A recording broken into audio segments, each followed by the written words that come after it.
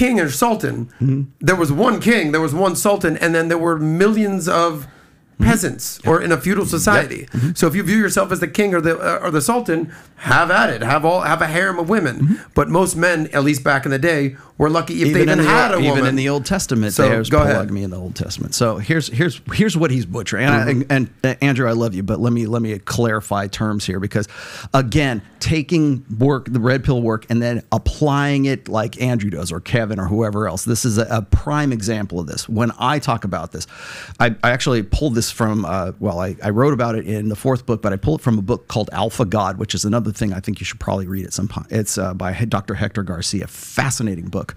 And so in there, Dr. Hector Garcia points out that there are 3 things that have defined powerful men throughout the course of history. That is territory, that is resources, and that is access to virginic, beautiful women that they have exclusive access to. So you can go around the world in any era, and that is the case. So there's the tribal chieftain that's in the Amazon rainforest, and he's got his hoes in a compound, or he's got them fenced off somewhere, and they're guarded by eunuchs. They got to cut off their dicks so that they know that that's the chieftain's, that's his brood, that's his harem, to make sure that his genetics go on into perpetuity. And this is in civilizations all across the world. Same thing with kings and queens. Same thing with dynastic emperors of China and the Forbidden City, guarded by eunuchs. They've got the harem of women that are there. Okay, the things that we're using extreme examples, and he's using extreme examples for effect.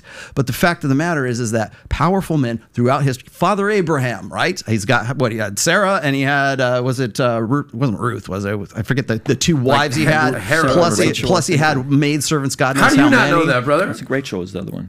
Rachel was the other one. So anyway, I know. Come on, don't play me like that. I don't know. But I know if it was Rachel though. So we can talk about. I'm not a theologian or a biblical scholar by any means, but I will say this is that there are sections of the Bible where marriage is defined in a whole lot of different ways. We only think of marriage between one man and one woman in the New Testament. Prior to that, there's all kinds of different definitions for marriage. But the point I'm making is that you can find polygamy, examples of polygamy, exactly what he's talking about, in the powerful man, the powerful chieftain. In the Old Testament, you can find it in the Quran. You can find it all throughout history. So that's what he's kind of butchering a little bit right there, thinking, well, I'm a powerful man, so therefore I should be able to have a harem. I always mispronounce that, right? But that's the point he's trying to make for effect. But he's not wrong, because by order of degree, we still practice soft polygamy right now. If you've been married once before, and if those were the only people, you would still have two wives at some point, assuming you get married again. But I presume that you've already had sex with other women as well. So there's this idea that men by order of degree will form soft harems. If that's marrying multiple women, then that's another thing. But it's by your powerfulness and sort of that dominance hierarchy amongst men. So is that the right way? Is that the wrong way? What I'm saying is, I don't say right and wrong, but I will say this, is that men's innate, native, natural mating strategy is unlimited access to unlimited women. And for women, it is hypergamy. It is alpha fucks and beta bucks. They're looking for quality. Men are looking for the quantity side of things. And if you don't believe me, I'll just present one fact to you. Why do you think so many men are addicted to porn? Why do you think that pornography is free, 4K, streaming, ubiquitous? I can go look at porn right now if you want to. But you condemn porn, though. You don't think porn is good. I think porn is sedation. Okay. So sedation for what? Sedation to keep you from becoming to keep men from realizing their full potential. And by the way, it's one of many. So just like food can be sedation, just like alcohol, prescription drugs, you name it. Here's my question about Tate. Weed. I'm not saying whether you like him or don't like him or agree or disagree. I'm asking percentage-wise, what percentage of men, even men in America, can operate the way that he's operating? Oh, very small percentage. What number? 0.1%. Okay. I think I would even go a fraction of 1%, but I agree. Yeah. And that's my point, is that Tate, God bless you, bro. Fucking play on, player. Do your thing.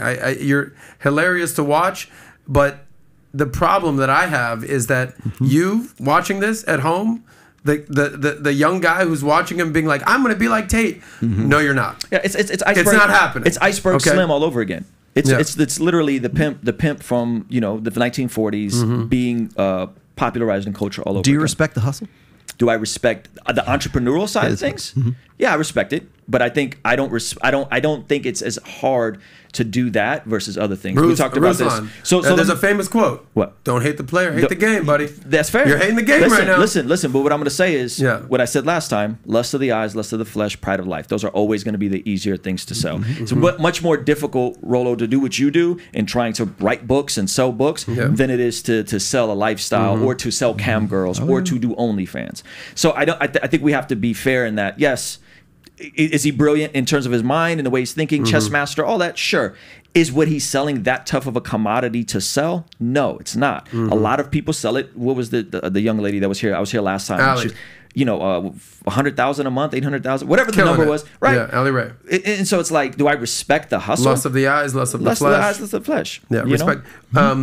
I'll add something else to that. I would say that fear is the most monetizable of the human emotions. Fear of missing out, FOMO. Fear of everything. Yeah, you name it. Feed them fear and sell them security. You talked about Kevin Samuels. Do you think that he's filled the void that Kevin Samuels I think has left? he stepped right into that vacuum. And I think the tough part is, what is this entertainment or is this science?